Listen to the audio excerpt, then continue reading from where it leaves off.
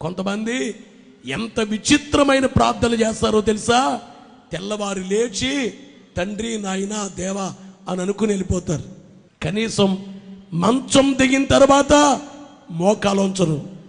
కొంతమంది మంచం దిగ్గానే మొబైల్ చూసుకుంటారు, మంచం దిగ్గానే న్యూస్ పేపర్ చూస్తారు. ఎంత విచిత్రం అండి! మంచము దిగగానే మొదట మోకాళ్ళుని మన తండ్రిని తలంచుకొనుట. మంచము దిగ్గానే దేవుని తలంచుకోవాలి, సృష్టికర్త అయిన దేవుణ్ణి. మంచి పనుల నీటిని